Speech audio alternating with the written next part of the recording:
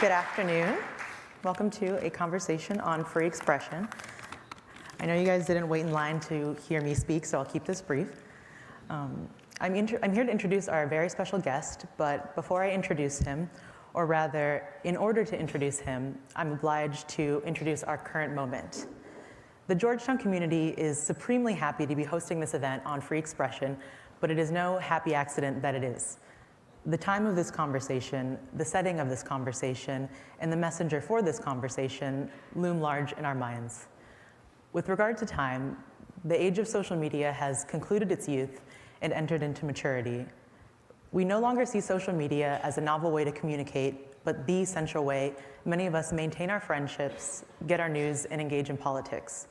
Now that billions of us and our data are on these platforms, we're faced with new, challenging questions. Who decides what is permissible content? How do we deal with bad actors and disinformation, especially in the lead up to an election? And what kinds of framing should we use when thinking about what is owed to users by these platforms? A rights-based framing, a market-based framing, or something else? I can think of no better place to tackle these questions than Georgetown. For over 200 years, Georgetown has been an important center of learning in this country, and its proximity to the nation's capital will help us situate this conversation in the context of our broader democracy. Georgetown also houses many schools, centers, and student organizations whose work is closely linked to today's topic.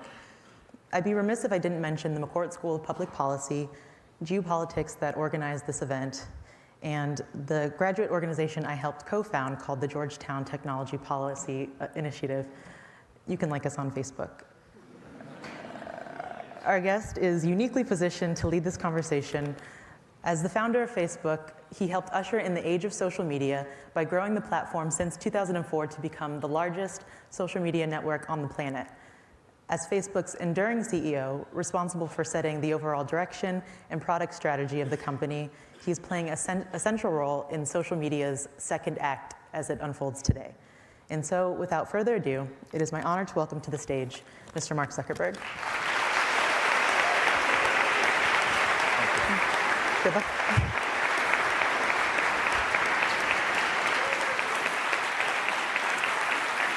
Hey, everyone. It's really great to be here at Georgetown with all of you today. Before we get started, I just want to take a moment to acknowledge that today we lost an icon, Elijah Cummings. He was a powerful voice for equality and for social progress and for bringing people together.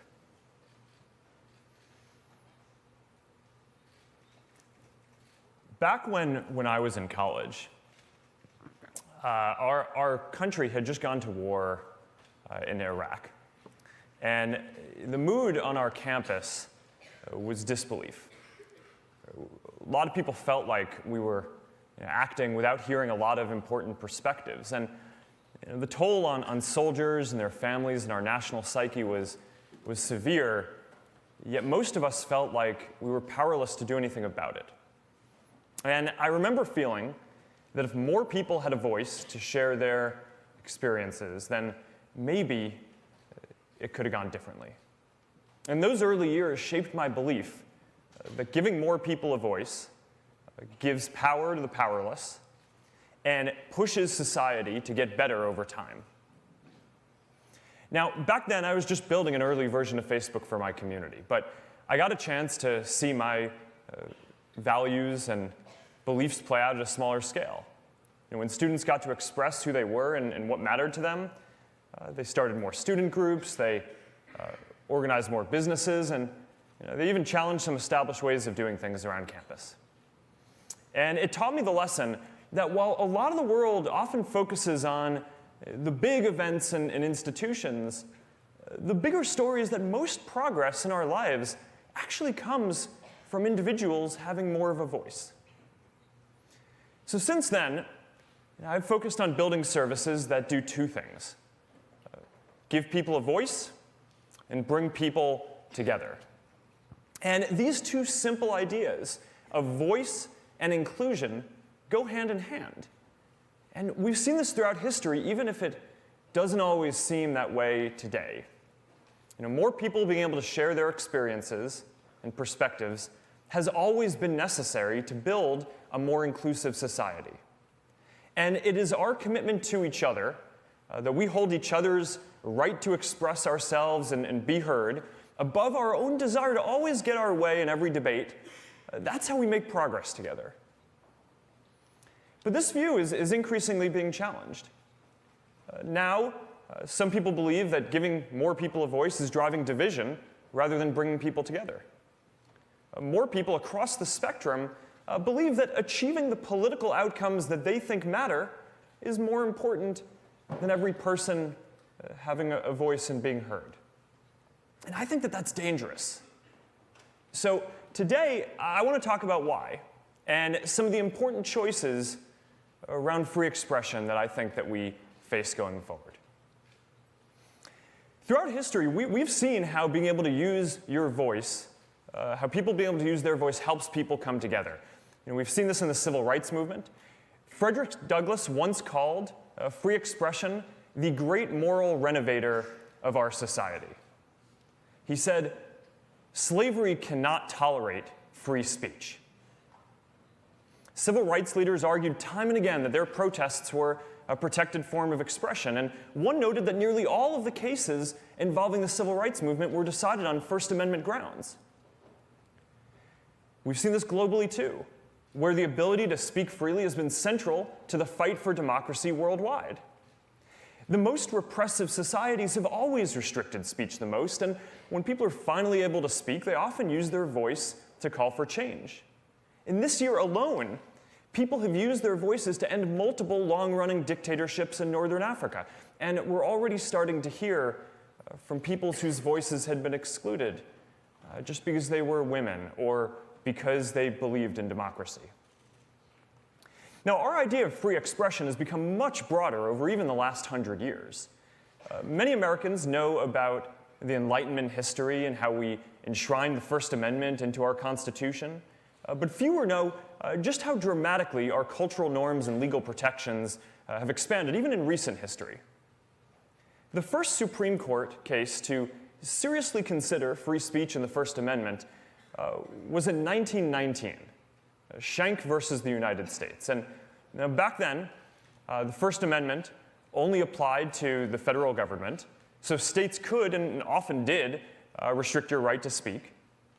Our ability to call out things that we felt were wrong also used to be a lot more restricted. Libel laws used to impose damages if you said something negative about someone, even if it was true. The standard then shifted, so that way it was okay as long as you could prove that your critique was true. And we didn't get the broad free speech protections that we have now until the 1960s, when the Supreme Court ruled in opinions like New York Times versus Sullivan that you can criticize public figures as long as you're not doing so with actual malice, even if what you're saying is false. So we now have significantly broader power to call out things that we feel are unjust and share our own personal experiences. We see movements like Black Lives Matter and Me Too spread and go viral on Facebook. The hashtag Black Lives Matter was actually mentioned for the first time on Facebook. And this just wouldn't have been possible in the same way before. Just 100 years back, many of the stories that people are sharing now would have been against the law to even write down. And of course, without the internet, they certainly wouldn't have reached so many people. So with Facebook today, more than 2 billion people now have a greater opportunity to express themselves and to help others. Now, while it's easy to focus on the big social movements, I think it's important to remember that most progress happens in our individual lives. It's the Air Force moms who start a Facebook group so that their children and other service members who can't come home for the holidays have a place to go. It's the church group that comes together after the hurricane to provide food and to volunteer to help rebuild. It's the small business on the corner that now has access to the same sophisticated tools that only the big guys used to have access to. So now they can get their voice out too, reach customers, create more jobs in their town, and become a social hub in their community. Progress and social cohesion come from billions of stories like this happening all around the world. people having the power to express themselves at scale is a new kind of force in the world. It is a fifth estate alongside the other power structures in our society. And people no longer have to rely on traditional gatekeepers in politics or media to make their voices heard, and that has important consequences. And I understand the concerns that people have about how tech platforms have centralized power. But I actually believe that the much bigger story is how much these platforms have decentralized power by putting it directly into people's hands. It's part of this amazing expansion of voice that we've experienced through law and culture and now technology as well. So giving people a voice and broader inclusion go hand in hand. And the trend has certainly been towards us getting much greater voice over time. But there's also an important counter-trend, which is that in times of social tension, our impulse is often to pull back on free expression, because we want the progress that comes from free expression, but we don't want the tension. We saw this when Martin Luther King Jr. wrote his famous letter from a Birmingham jail where he was unconstitutionally jailed for protesting peacefully. We saw this in the effort to shut down campus protests during the Vietnam War. We saw this way back when America was deeply polarized about its role in World War I, and the Supreme Court ruled at the time that the socialist leader Eugene Debs could be imprisoned for making an anti-war speech. In the end, all of these decisions were wrong. Pulling back on free expression wasn't the answer, and in fact, it often ends up hurting the minority views that we seek to protect. Now, from where we are today, it seems obvious that, of course, protests for civil rights or making a speech against a war should be allowed, yet this desire to suppress this expression was felt deeply by a lot of society at the time. And today, we are in another moment of social tension. We face real issues that are going to take a long time to work through, massive economic transitions from globalization and technology, fallout that remains from the 2008 financial crisis, very polarized reactions to social issues and greater migration, not just here, but across the EU and around the world. And many of our issues flow downstream from these changes. And in the face of these tensions, once again, a popular impulse is to pull back on free expression. We're at another crossroads. We can either continue to stand for free expression, understanding its messiness, but believing that the long journey towards greater progress requires confronting ideas that challenge us. Or we can decide that the cost is simply too great. And I'm here today because I believe that we must continue to stand for free expression. Now, at the same time, I know that free expression has never been absolute. Right? There are some people who argue that internet platforms should allow all expression that is protected under the First Amendment, even though the First Amendment explicitly doesn't apply to companies.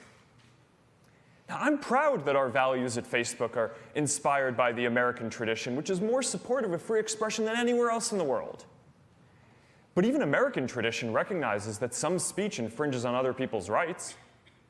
Yet still, a strict First Amendment standard might require us to allow things like terrorist propaganda or bullying people that almost everyone agrees that we should stop, and I certainly do, as well as content like pornography that would just make a lot of people uncomfortable using our platforms. So once we're taking this content down, the question is, where do you draw the line?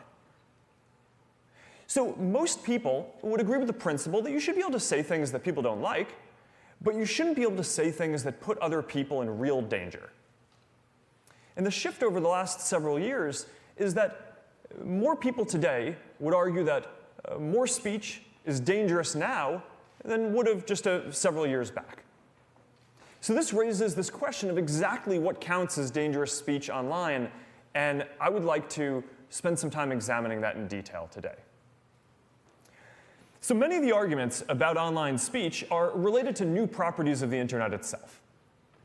If you believe that the internet is completely different from everything that comes before it, then it doesn't make much sense to focus a lot on historical precedent. But I believe that we need to be careful about such overly broad arguments because they've been made about pretty much every new technology, from the printing press to the radio to the television. Instead, I think that we need to consider the specific ways that the internet is different and how internet services like ours might address those risks while still protecting free expression. So perhaps the clearest difference with the internet is that now a lot more people have a voice in almost half of the world's population. And that is dramatically empowering for all the reasons that I've mentioned. But inevitably, some people are going to use their voice to try to organize violence, to try to undermine elections, to hurt others. And we have a responsibility to address these risks. Because when you're serving billions of people, even if a very small percent of them cause harm, that can still be a lot of harm. So we need to address that. And we build specific systems to address each type of harmful content, from incitement of violence to child exploitation to other kinds of harm like intellectual property violations. It's about 20 categories in total. And we judge ourselves by the prevalence of harmful content on our services and by the percent of that content that we find proactively before anyone has to report it to us. So for example, our AI systems identify 99% of the terrorist content that we take down before anyone even sees it. So to do this, that is a massive investment. Right? We now have more than 35,000 people working on security, and our security budget today is greater than the whole revenue of our company was when we had our IPO earlier this decade. Now, all this work, though, is about enforcing our existing policies, right? Not necessarily broadening our definition of what we consider dangerous. And I think that if we do this well, we will be able to stop a lot of harm while also fighting back against putting additional restrictions on speech. A second important difference with the internet is how quickly ideas can now spread online. Most people can now get much more reach than they ever could before, and this is at the heart of a lot of the positive uses of the internet. It's empowering that anyone can now start a fundraiser, share an idea, build a business, or start a movement that can grow quickly. But we've seen this go the other way too. Most notably in 2016 when the Russian IRA tried to interfere in our elections. But we've also seen this when people share misinformation that goes viral. Now, some people argue that virality itself is dangerous, and that we need much tighter filters on what ideas and content are allowed to spread. And for misinformation, we do focus on making sure that complete hoaxes don't go viral. And we especially focus on misinformation that can lead to imminent physical harm, like misleading health advice saying if you're having a stroke, no need to go to the hospital, just prick your finger and you'll be fine. That's dangerous. We need to address that. But more broadly, we've actually found that a different strategy works best. And that is focusing on the authenticity of the speaker rather than trying to judge the content itself. Much of the content that those Russian accounts shared was distasteful, but it would have been considered permissible political discourse if it had been shared by real American citizens. So the real issue is that it was posted by fake accounts that were coordinating together and pretending to be people that they were not. And we've seen similar issues with these groups that pump out misinformation like spam just to make money. So the solution here is to verify the identities of anyone who's getting a wide amount of distribution and to get a lot better at identifying and taking down fake accounts. So we now require you to provide a government ID and to prove your location if you want to run political ads or if you're going to run a large page. You can still say controversial things if you want, but you have to stand behind them with your real identity and face accountability. Our AI systems have also gotten a lot more advanced at detecting clusters of fake accounts that aren't behaving the way that people would. So we now remove billions of fake accounts a year, mostly within minutes of signing up and before they really have a chance to do very much. So focusing on authenticity and verifying counts has been a much better solution than an ever-expanding definition of what is and is not harmful content. Now, another qualitative difference is that the internet lets people form communities that wouldn't have been possible before. And this is good in a lot of ways because it helps people find groups where they belong and share interests and can meet other people. But the flip side of this is that it has the potential to lead to polarization. And I care a lot about this because, after all, our goal is to bring people together. Now, much of the research that I've seen on this is actually mixed, and a lot shows that in some ways the internet can actually decrease aspects of polarization. The most polarized voters in the last presidential election were actually the people who were least likely to use the internet much at all. Research from the Reuters Institute also shows that people who get their news online have much more diverse media diets and are exposed to a much broader range of content than people who don't. And this is because most people just watch a couple of cable news stations or read a couple of newspapers. But even if most of your friends online have similar views, some don't, and you're going to get exposed to different perspectives through them. Still, we also have an important role in designing our systems to show diversity of ideas and to make sure that we're not encouraging polarizing content.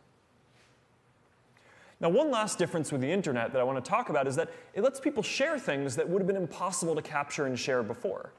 So take live streaming, for example. This allows families to be together for moments like birthdays. We've even had a few weddings. It allows school teachers to read to children bedtime stories who might not otherwise be read to. And of course, it's allowed us to witness some really important cultural moments. But we've also seen people broadcast self-harm and suicide and some terrible acts of violence. And these are new challenges. And our responsibility is to build systems that can respond quickly. And we're particularly focused here on well-being, especially for young people. We built a team of thousands of people and AI systems that can now detect risks of self-harm within minutes, so we can reach out to people when they need that help most. In the last year, we've helped first responders reach people who needed help thousands of times. So for each of these issues, I believe that we have two responsibilities: to remove content when it can cause real danger as effectively as we can, and to fight to uphold as wide of a definition of freedom of expression as possible, and to not allow the definition of what is considered dangerous to expand beyond what is absolutely necessary. And that's what I'm committed to. So these are new properties of the internet. But there are also shifting cultural sensitivities and diverging views on what content people consider dangerous. So take misinformation. No one tells us that they want to see misinformation. Right? That's why we work with independent fact checkers to stop hoaxes that are going viral from spreading. But misinformation is a pretty broad category. A lot of people like satire, which isn't necessarily true. A lot of people talk about their experiences by telling stories that may be exaggerated or have inaccuracies, but speak to a deeper truth than our lived experience. And I think we need to be careful about restricting that. And even when there is a common set of facts, different media outlets often tell very different stories, emphasizing different angles and aspects of the story. So there's a lot of nuance here. And while I certainly worry about an erosion of truth, I don't think most people want to live in a world where you can only post things that tech companies judge to be 100% true. So we recently clarified our policies to ensure that people can see primary source speech from political figures that shapes our civic discourse. Political advertising is more transparent on Facebook than anywhere else. We keep all political and issue ads in an archive so everyone can scrutinize them for years to come, and that's something that no TV or print does. Now, we don't fact-check political ads, and we don't do this to help politicians, but because we think people should be able to see for themselves what politicians are saying.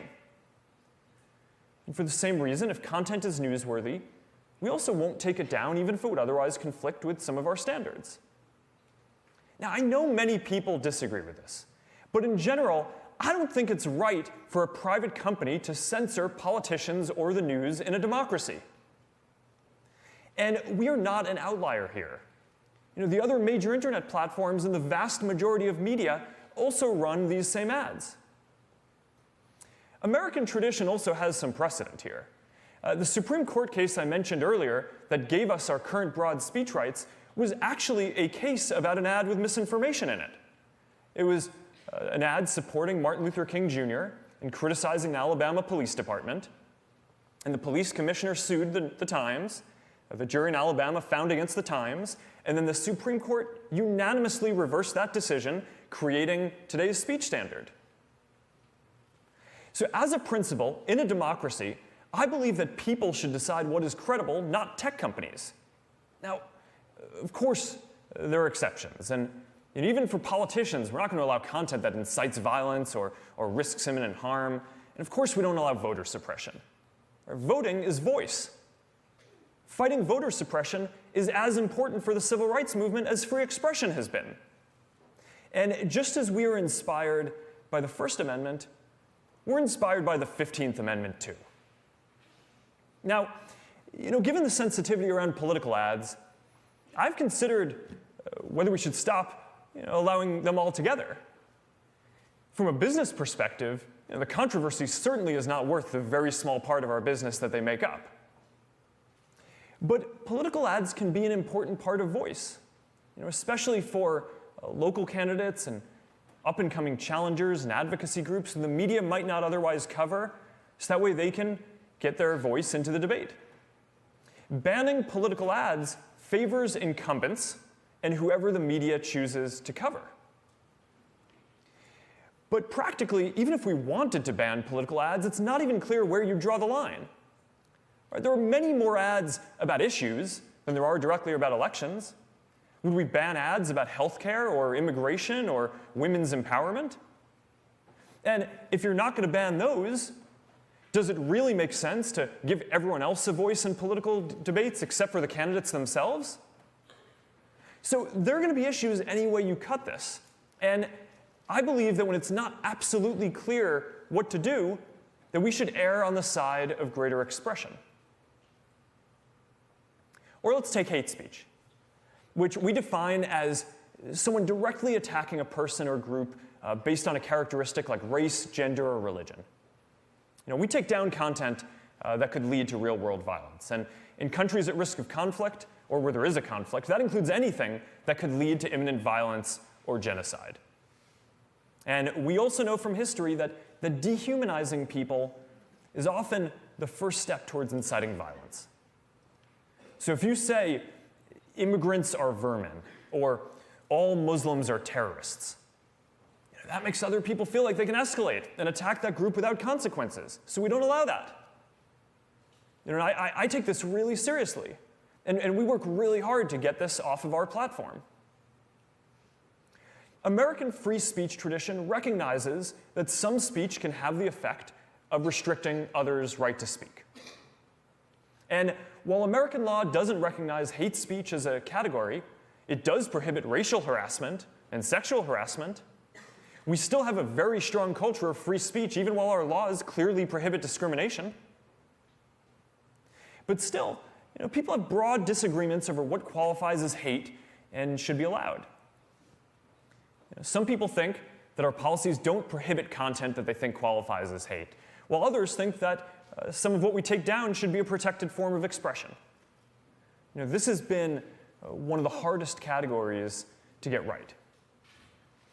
Now, I believe that people should be able to use our services to discuss issues that they feel strongly about, from religion and immigration to foreign policy and crime. And I think you should even be able to be critical of groups without dehumanizing them. But even this it's not always straightforward to judge or implement at scale, and it can often lead to some unfortunate enforcement mistakes on our part. Is someone reposting that video of a racist attack because they're condemning it? Or are they glorifying it and hoping that people copy it? Are they using normal offensive slang? Or are they now using an innocent word in a new way, hoping to incite violence or even genocide? Now, multiply those linguistic challenges by more than 100 languages around the world where we operate. Rules about what you can and can't say often have unintended consequences. When speech restrictions were implemented in the UK in the last century, Parliament noted that they were often applied more heavily to citizens from poorer backgrounds because the way they expressed things didn't match the elite Oxbridge style. And I believe that in everything we do, we need to make sure that we are empowering people and not simply reinforcing existing institutions and power structures. So that brings us back to the crossroads that we find ourselves at today. Are we going to continue fighting to give more people a voice to be heard? Or are we going to pull back from free expression? Now, I see three major threats ahead. The first is legal. And we're increasingly seeing laws and regulations around the world that undermine free expression and people's human rights. And these local laws are each individually troubling, especially when they shut down speech in places where there isn't democracy or freedom of the press. But it's even worse when countries try to impose their speech restrictions on the rest of the world. So this raises the larger question about the future of our global internet. China is building its own internet focused on very different values. And it's now exporting their vision of the internet to other countries. Now, until recently, the internet in almost every country outside of China has been defined by American platforms with strong free expression values. But there's no guarantee that these values will win out. A decade ago, almost all of the major internet platforms were American. Today, 6 of the top 10 are Chinese. And we're beginning to see this in social media too. While our services like WhatsApp are used by protesters and activists everywhere due to strong encryption and privacy protections, on TikTok, the Chinese app growing quickly around the world, mentions of these same protests are censored, even here in the US. Is that the internet that we want? So this is one of the reasons why we don't operate Facebook, Instagram, or our other services in China. I wanted our services in China because I believe in connecting the whole world, and I thought, maybe we could help create a more open society. And this is something that I worked hard on for a long time. But we could never come to agreement on what it would take for us to operate there, and they never let us in. And now, we have more freedom to speak out and stand up for the values that we believe in and fight for free expression around the world. So this question of which nation's values are going to determine what speech is allowed for decades to come really puts into perspective our debates about the content issues of the day. Because while we may disagree on exactly where to draw the line on specific issues, we at least can disagree. That's what free expression is. And the fact that we can even have this conversation means that we're at least debating from some common values. If another nation's platforms set the rules, our discourse can be defined by a completely different set of values. So to push back on this, as our policymakers work to define internet policy and regulation, to address public safety and the important social issues, I think that we should also be proactive and write policy that helps the values of voice and expression triumph around the world. The second challenge to expression is from the platforms themselves, including us. Because the reality is that we make a lot of decisions that affect people's ability to speak. Now, I'm committed to the values that we're discussing today, but we won't always get it right. I understand that people are concerned about how much control we have over how people communicate on our services, and I understand people are concerned about bias and making sure that their ideas are treated fairly. And frankly, I don't think that we should be making so many important decisions about speech on our own either. We'd benefit from a more democratic process and clearer rules for the internet and some new institutions. So that's why we're establishing an independent oversight board for people to appeal our content decisions. The board is going to have the power to make final binding decisions about whether content stays up or comes down across our services. And these are going to be decisions that our team and I cannot overturn. And we're going to appoint members to this board who have a diversity of views and backgrounds, but who each hold free expression as a paramount value. Now, building this institution is important to me personally, because I'm not always going to be here. And I want to ensure that these values of voice and free expression are enshrined deeply into how this company is governed. And the third challenge to expression is the hardest because it actually comes from our culture itself. We are at a moment of particular tension here and around the world, and we are seeing the impulse to restrict speech and enforce new norms on what people can and cannot say. And increasingly, we're seeing people across the spectrum try to define more speech as dangerous because it may lead to political outcomes that they see as unacceptable. Some hold the view that since the stakes are now so high, they can no longer trust their fellow citizens with the power to communicate and to decide what to believe for themselves. I personally believe that this is more dangerous for democracy over the long term than almost any speech. Democracy depends on the idea that we hold each other's right to express ourselves and be heard above our desire to always get the outcomes that we want. You can't impose tolerance top-down. It has to come from people opening up, sharing experiences, and developing a shared story for our society that we all feel like we're a part of. That's how we make progress. So how do we turn the tide? Well, someone once told me that our founding fathers thought that free expression was like air. You don't miss it until it's gone. When people don't feel like they can express themselves, they lose faith in democracy and are more likely to support populist parties that prioritize specific policy outcomes over the health of our democratic and civic norms. I'm a little more optimistic. I don't think we need to lose our freedom of expression to realize how important it is.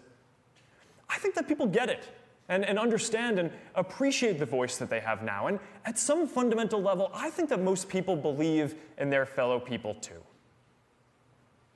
And as long as our governments respect people's right to express themselves, as long as our platforms live up to their responsibilities to support expression and prevent harm, and as long as we all commit to being open and making space for more perspectives, I think we're going to make progress. It's going to take time, but I think that we're going to work through this moment. We overcame deep polarization after World War I and intense political violence in the 1960s. Progress isn't linear. Sometimes we have to take 2 steps forward and 1 step back. But if we can't agree to let each other talk about the issues, then we can't even take the first step. So even when it's hard, this is how we build a shared understanding. So yes, we have big disagreements, maybe more now than at any time in recent history. But part of this is because we're getting our issues out on the table, issues that for a long time weren't talked about enough. More people from more parts of our society now have a voice than ever before, and it's going to take time to hear all these voices and knit them together into a coherent narrative.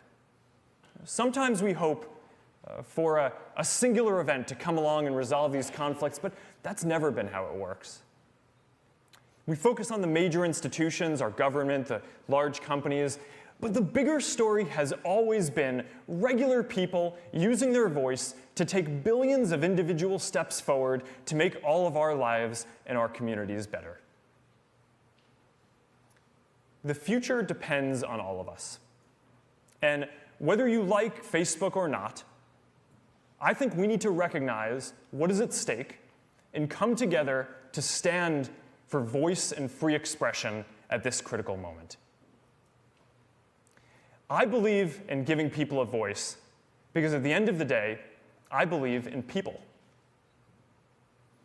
And as long as enough of us keep fighting for this, I believe that more people's voices will eventually help us work through these issues together and write a new chapter in our history where from all of our individual voices and perspectives, we can bring the world closer together.